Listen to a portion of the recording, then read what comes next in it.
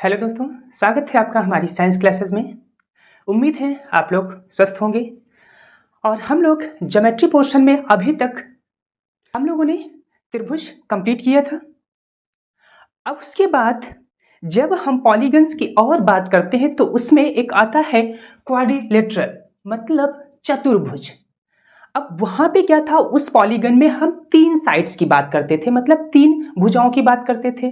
अब हम बात करेंगे, जब क्वाड्रिलेटरल पढ़ेंगे तो उसमें हम चार भुजाओं की बात करेंगे, मतलब एक ऐसा फिगर जिसको चार भुजाओं से मिला करके बनाया गया हो। तो अब क्वाड्रिलेटरल में क्या क्या हम शेप्स पढ़ेंगे, तो आप देख रहे होंगे बोर्ड पे कुछ फिगर बने हुए हैं, फिगर देख रहे होंगे। अब इन सारे फिगर्स को हम क्या इस क्वाड्रिलेटरल यानी इन चतुर्भुज में हम पढ़ेंगे। तो एक एक करके उनकी क्या क्या प्रॉपर्टीज होती हैं, क्या क्या रूल्स हैं, उन सब को हम बहुत ही डिटेल में पढ़ेंगे। तो सबसे पहले हम एक इंट्रो देख लेते हैं कि इनमें क्या क्या हम देखेंगे। तो सबसे पहले हम बात करेंगे स्क्वायर यानी वर्ग। वर्ग की जब हम बात करेंगे तो इसकी चारों साइड्स इक्वल होती हैं, चारों एंगल्स इक्वल होते हैं और जो दो डायगोनल्स होते हैं वो इक्वल होते हैं। ये सारी हम जानकारी फर्दर जब हम एक एक करके बात करेंगे उसमें बताएंगे। दूसरा हम पढ़ेंगे रेक्टेंगल यानी आयत। ये कुछ मिलता जुलता फिगर है, लेकिन बस इसमें क्या है, इसकी लेंथ जो होती है वो बढ़ा दी जाती है, मतलब अनइक्वल कर दी जाती है। तो यहां से हम कह सकते हैं कि हाँ, जब अपोजिट साइड्स क्या हो, इक्वल हो, तो उसको हम रेक्टेंगल में रखते हैं, मतलब आयत बन जाता है। सिमिलरली अगर तीसरे फिगर की बात करेंगे रोम्बस, रोम्बस की बात करेंगे तो रोम्बस में इसको हम कहते हैं समचतुर्भुज। यहां पे सारी साइड्स इसकी क्या होती हैं, इक्वल होती हैं। बस ये फिगर क्या होता है, ये जो स्क्वायर होता है, बस इसको क्या किया गया है, इसके वर्टेक्स को, एक वर्टेक्स को पकड़ के थोड़ा सा क्या कर, ये पुशअप कर दीजिए तो क्या होगा, ये अपने एंगल्स को चेंज कर लेगा। सिमिलरली जब हम अगले फिगर की बात करेंगे, फोर्थ पैरेललोग्राम। पैरेललोग्राम मतलब इसको हम कहते हैं समानांतर चतुर्भुज। इसके बीच का जो अंतर होता है वो क्या होता है, हमेशा समान होता है, इसलिए इसको क्या बोलते हैं, समानांतर चतुर्भुज बोलते हैं। ये यदि फिगर देखा जाए तो जो रेक्टेंगल है सेम उसी का पैटर्न है, बस इसको क्या किया गया है, इसका भी एक वर्टेक्स को क्या कर दिया गया, थोड़ा सा मतलब प्रेशर से इसको धक्का दे दिया गया और इसने क्या किया, अपने एंगल्स को चेंज कर लिया। तो ये क्या फॉर्म हो गया, पैरेललोग्राम। उसके बाद हम पढ़ेंगे ट्रेपेजियम। ट्रेपेजियम को हम समलंब चतुर्भुज कहते हैं। समलंब चतुर्भुज, इसमें क्या होगा, इसकी कोई दो साइड्स क्या होंगी, एक दूसरे के पैरेलल दी होंगी, मतलब एक ऐसा फिगर जिसमें सिर्फ एक पेयर ऑफ साइड क्या हो, पैरेलल हो, वो हमारा क्या हो जाएगा, ट्रेपेजियम यानी समलंब चतुर्भुज हो जाएगा। उसके बाद हम लास्ट फिगर पे बात करेंगे काइट। काइट मतलब पतंग, सुन करके ही लग रहा होगा क्योंकि बचपन में हर किसी ने उड़ाई होगी पतंग। लेकिन उसमें क्या क्या प्रॉपर्टीज जब हम ज्योमेट्री में ऐसा क्वाड्रिलेटरल फॉर्म में पढ़ेंगे तो उसमें क्या क्या प्रॉपर्टीज होती हैं उसके बारे में हम डिटेल में पढ़ेंगे कि कैसे हम पतंग को बनाते हैं, उसमें क्या एंगल्स फॉर्म होंगे और कैसे उसमें डायगोनल फॉर्म करेंगे। तो एक एक करके हम बात करते हैं कि इनकी क्या क्या प्रॉपर्टीज होती हैं। तो सबसे पहले हम बात करते हैं स्क्वायर यानी वर्ग की। एक ऐसा फिगर जिसकी चारों साइड्स क्या हो, इक्वल हो, उसको हम क्या कहते हैं, वर्ग कहते हैं यानी स्क्वायर। यदि इसका हम फिगर ड्रॉ करें कुछ ऐसे,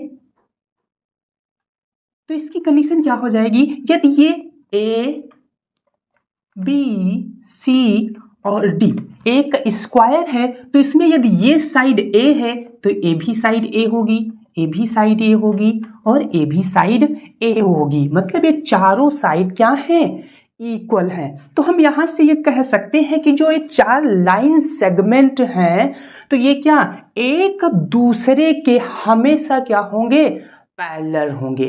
मतलब यदि बात करें तो ए डी पैरेलल किसके होगा, बी सी के। सिमिलरली डी सी पैरेलल किसके होगा, ए बी के। तो ये चारों साइड जो होंगी एक दूसरे के मतलब पैरेलल होंगी और क्या करेंगी, ये हमेशा 90 डिग्री पे वर्टेक्स जो फॉर्म होगा ये हमेशा 90 डिग्री का एंगल फॉर्म करेंगी।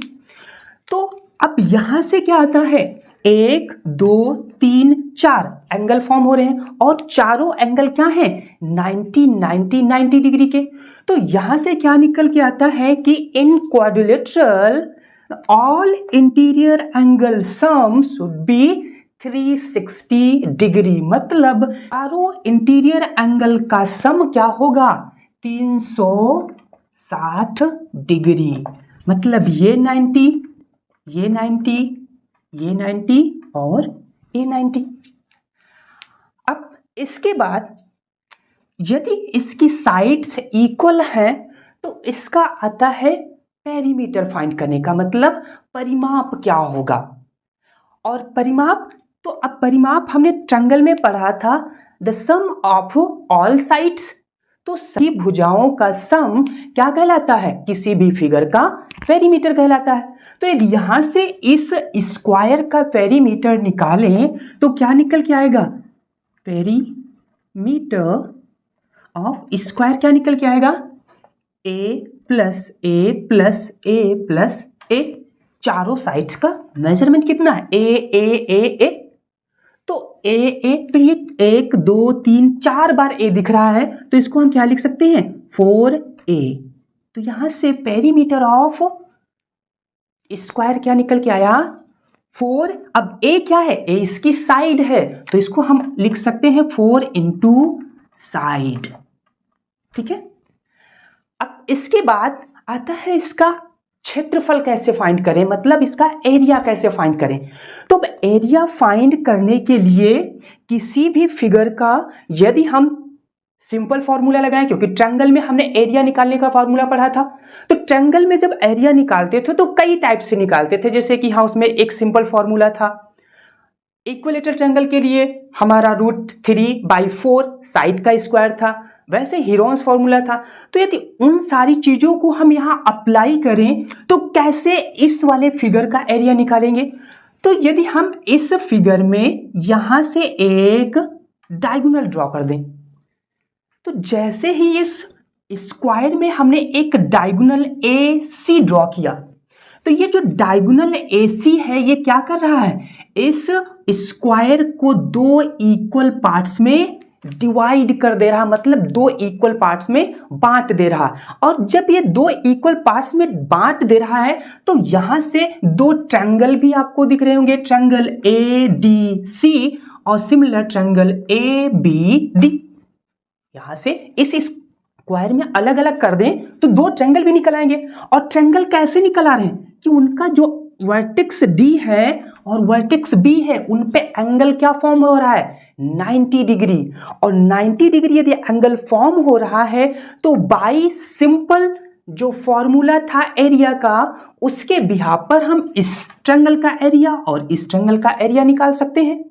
तो क्या था, 1.5 बेस इंटू हाइट, यही तो था हमारा सिंपल फॉर्मूला।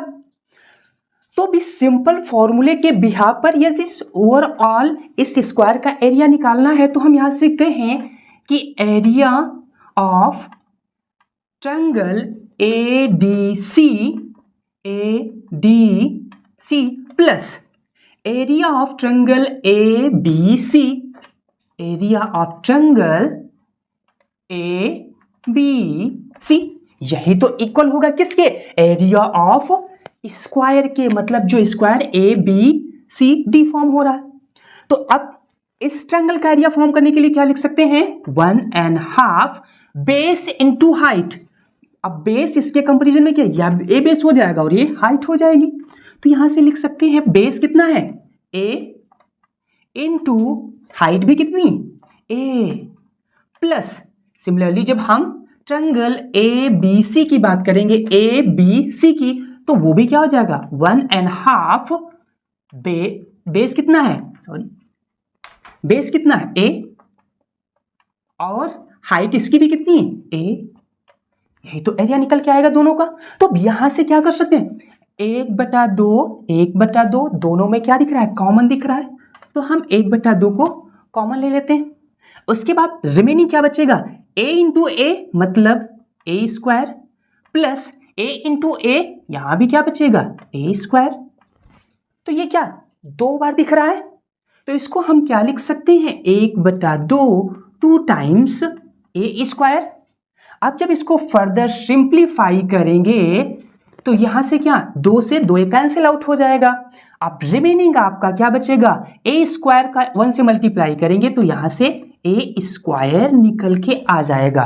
तो ये क्या आया ए स्क्वायर, मतलब जो साइड इंटू साइड, ये क्या ए आपकी क्या साइड ही तो थी, तो यहां से आप कह सकते हैं कि एरिया ऑफ स्क्वायर क्या होता है, एरिया ऑफ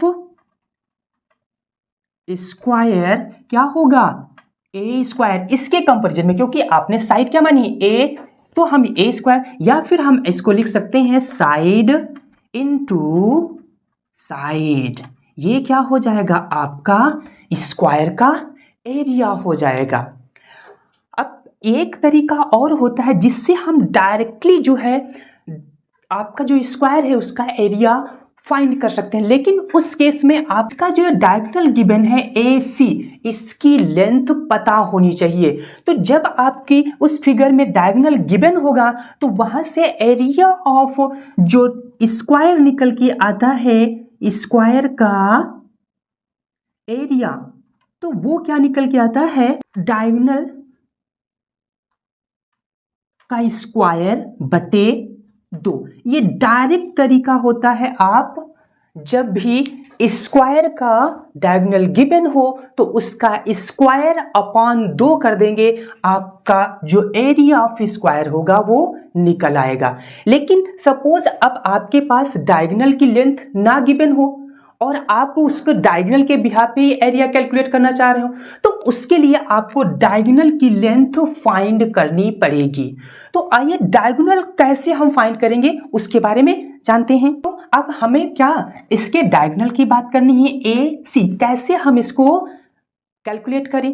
तो यहां से अब जब देखेंगे ट्रायंगल ADC, तो उसमें जो वर्टेक्स D है उस 90 डिग्री के अपोजिट ही साइड, तो AC क्या है डायगोनल है, तो इसी को तो हमें फाइंड करना है। तो जब हम ट्रायंगल ADC की बात करेंगे तो ये क्या है एक राइट एंगल ट्रायंगल है। तो राइट एंगल ट्रायंगल है तो यहां पर क्या पाइथागोरस थ्योरम लगाई जा सकती है। तो with the help of Pythagoras theorem हम आसानी से इसके डायगोनल AC की लेंथ फाइंड कर सकते हैं।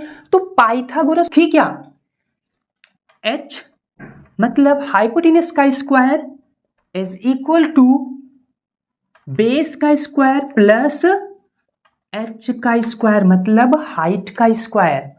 अब यदि इस ट्रायंगल को हम पुट कर ले ट्रायंगल ADC, ये क्या एक राइट एंगल ट्रायंगल है।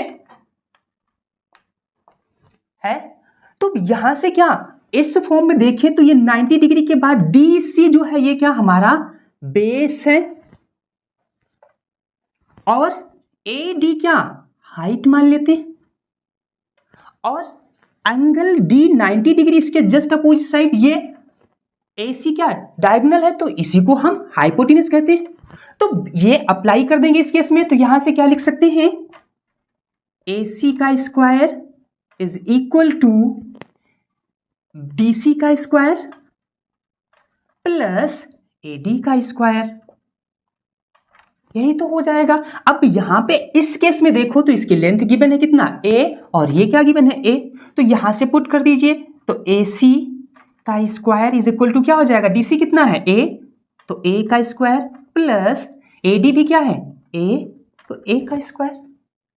अब हमें तो AC फाइंड करनी है, तो अब AC इज इक्वल टू, क्योंकि ये स्क्वायर तो इसको स्क्वायर रिप्लेस करने के लिए इधर क्या हो जाएगा ये अंडर रूट में हो जाएगा, तो क्या लिख सकते हैं under root A square plus A square. तो ये कितने 2 बार दिख रहा है, तो यहां से हम लिख सकते हैं AC इज इक्वल टू 2 बार दिख रहा था तो यहां से हम क्या A अंडर रूट 2, एक को हम क्या कर सकते बाहर ले लेंगे क्योंकि 2 बार था, तो यहां से एक को बाहर ले लिया और रूट 2 बार कैलकुलेट किया था तो 2 को हमने स्क्वायर रूट में ही रख लिया। तो यहां से जो आपका डायगोनल AC था उसकी लेंथ क्या निकल के आई a√2। तो जब आपने साइड ए मेजर किया, अब ये क्या होगा, ए कोई भी एनी नेचुरल नंबर हो सकता है, मतलब इस ए की वैल्यू कुछ भी हो सकती है। तो इस तरीके से आप जब डायगोनल आपको पता होगा तो आप आसानी से, जो आपको शॉर्ट फॉर्मूला बताया क्या कि डायगोनल का स्क्वायर अपॉन 2 कर दीजिए, आसानी से आपका एरिया निकल के आएगा। तो इस केस में जब आपने साइड ए कैलकुलेट की तो एरिया ऑफ स्क्वायर क्या निकल के आ जाएगा, डायगोनल a√2 अपॉन 2 और इसका होल स्क्वायर कर देंगे, तो ये आपका क्या निकल के आ जाएगा, एरिया निकल के आ जाएगा। अब यहां से कुछ और सम प्रॉपर्टीज बनती हैं कि आखिरकार क्या क्या हम मेमोराइज रखें इन केस ऑफ स्क्वायर। तो कुछ रूल्स हैं, उनको हम पॉइंट वाइज एक एक करके लिख लेते हैं कि क्या क्या सिमिलरिटी, क्या क्या चीजें इसमें याद रखने के काबिल हैं। तो सबसे पहले हम बात करेंगे पॉइंट नंबर फर्स्ट की। तो सबसे पहले क्या, in square all side all equal. तो हम कह सकते हैं सारी साइड्स क्या होंगी, साइड्स इक्वल, ये आपका पहला पॉइंट हो जाएगा। दूसरा पॉइंट लिखेंगे आप, साइड्स इक्वल हैं और इनके 4 एंगल्स जो हैं वो भी क्या है, all angle should be equal।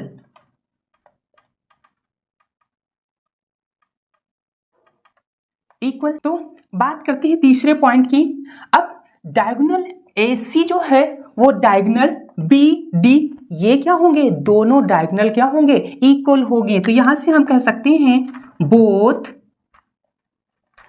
Diagonal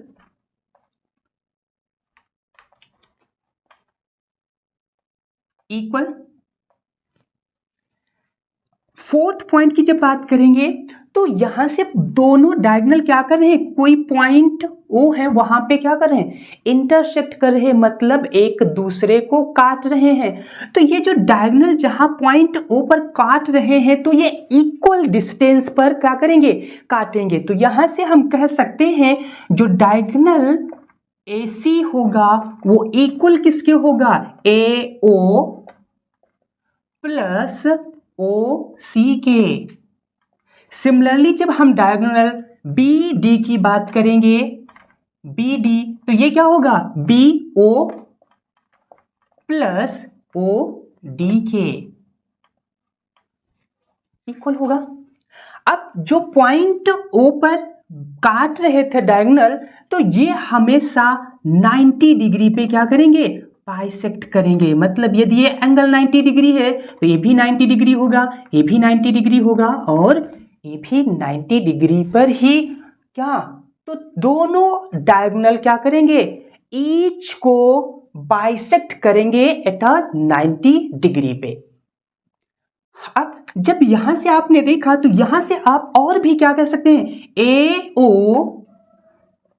AO equal to OC equal to BO equal to OD। अब क्योंकि क्या ये इक्वल डिस्टेंस पे बाइसेक्ट कर रहे थे तो यहां से जो इनका मेजरमेंट, जो जितनी डिस्टेंस इसकी होगी उतनी ही इसकी होगी, उतनी ही इसकी होगी और उतनी ही इसकी होगी।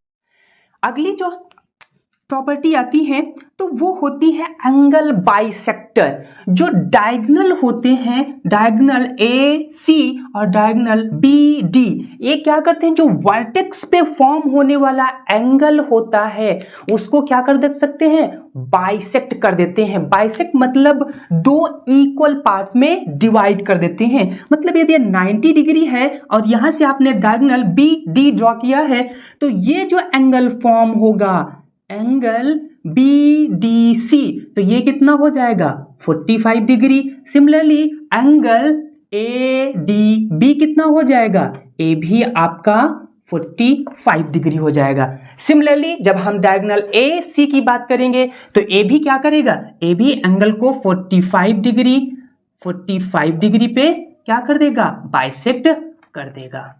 तो ईच केस में हम कह सकते हैं जो डायगोनल होते हैं वो क्या करते हैं, जो वर्टेक्स पे फॉर्म होने वाला एंगल होता है उसको बाइसेक्ट करते हैं 45 डिग्री। तो ये सारी प्रॉपर्टीज आपकी जो है स्क्वायर से रिलेटेड थी, और इससे आप कैसे आप एरिया फाइंड करेंगे और कैसे आप पेरीमीटर फाइंड करेंगे, वो सारी चीजें इस क्लास से आपके सारी चीजें क्लियर हो जाएंगी। तो उम्मीद है कि आपको जितना सारा कंटेंट स्क्वायर से रिलेट करके बताया गया है अच्छे से क्लियर हुआ होगा। यदि अभी कोई डाउट बचता है तो आप डिस्क्रिप्शन बॉक्स में हमारी इंस्टाग्राम की आईडी का लिंक प्रोवाइड है, उस पर बेझिझक आप अपना क्वेश्चन पोस्ट कर सकते हैं। और हाँ, इससे रिलेटेड आप प्रैक्टिस जरूर करिएगा, क्योंकि जब तक आप प्रैक्टिस नहीं करोगे तो सिर्फ कॉन्सेप्ट समझ लेने से आपकी कोई चीज इतने जल्दी क्लियर नहीं होगी। बाय द वे हम इससे रिलेटेड बहुत सारे क्वेश्चंस करवाएंगे, लेकिन अभी तक जो आपको थ्योरी बताई गई है उसको आप समझ करके आप क्या करिए, खुद से सॉल्व करिए, और फिर भी कोई समस्या आती है तो फिर आप क्या करिए, बेझिझक क्वेश्चन पोस्ट करिए और उसका सोल्यूशन आपको प्रोवाइड किया जाएगा। यदि वीडियो अच्छे से समझ में आ रहा हो तो अपने दोस्तों को भी शेयर करिए, जिससे क्या हो उनको भी इसका प्रॉफिट मिल सके, और ज़्यादा से ज़्यादा वीडियो को लाइक करें और सब्सक्राइब करें। मिलते हैं अगले वीडियो में, तब तक के लिए जय हिंद।